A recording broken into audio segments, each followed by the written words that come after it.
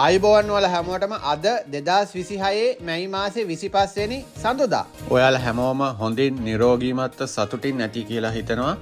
මගේ channel එකේ videos බලන ඔයාලට විශේෂ මතක් කිරීමක් කරන්න තියෙනවා. අදින් පස්සේ බහරේන් රටේ රත්තරන් මිල ඔයාලට මගේ Facebook page එක හරහා තමයි දැක බලා ගන්න පුළුවන්. ඔයාලට දැන් මේ පේන්න තියෙන්නේ මගේ Facebook page එක සෙනිත් දිලංක. මේ page එක ඔයාලා follow කරලා තියාගන්න මෙන්න මේ විදිහට. එතකොට ඔයාලට දිනපතාම මගේ Facebook page එක හරහා බහරේන් රටේ රත්තරන් වල මිල ගණන් වගේම බහරේන් ඩිනාර් එකේ වටිනාකමත් පෙර පරිදිම ඔයාලට මගේ page එක හරහා දැක බලා ගන්න පුළුවන්. ඉතින් අමතක නොකර මගේ Facebook page එක මෙන්න මේ විදිහට follow කරලා තියාගන්න. එහෙනම් අද අපි බලමු මොනවද බහරේන් ඩිනාර් එකේ වටිනාකම සහ බහරේන් රත්තරන් වල මිල ගණන් කියලා. ඉතින් මෙන්න මේ විදිහට තමයි ඔයාලට මගේ Facebook page එක හරහා දිනපතා බහරේන් රටේ රත්තරන් වල මිල ගණන් වගේම බහරේන් ඩිනාර් එකේ වටිනාකම, ඩොලර් එකේ ඒ දවසට තියෙන වටිනාකම දිනපතාම දැක බලා ගන්න පුළුවන් වෙන්නේ.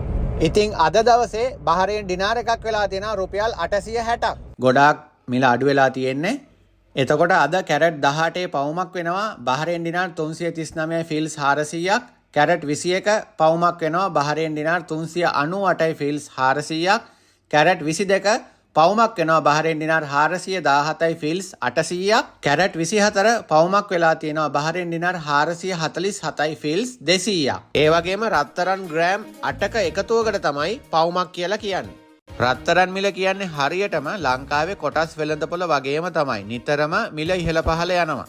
ලංකාවේ රත්තරන් වල කැරට් ප්‍රමාණය අනුව මිල ඉහළ පහළ යන විදිහ තමයි මම මේ ඔයාලට පෙන්නලා දීලා තියෙන්නේ.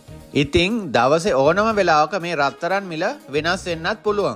ඒ වගේම මම මේ වීඩියෝ වල සඳහන් කරන මිල ගණන් සම්පූර්ණම මෙන්න මේ රත්තරන් වල මිල ගණන් විතරයි. කිසිම නිර්මාණයක් නොකරපු රත්තරන් වල මිල ගණන් තමයි මම ඔයාලට පෙන්නන්නේ. ඊට පස්සේ ඔයාලා මෙන්න මේ වගේ නිර්මාණය කරපු රත්තරන් බඩු ගන්නකොට අනිවාර්යෙන් මේවට හැදුම් කුලියක් ඒ ආයතන වලින් ගන්නවා.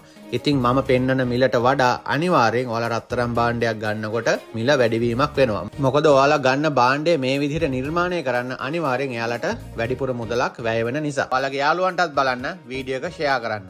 ඔයාලා හැමෝටම සුබ දවසක්.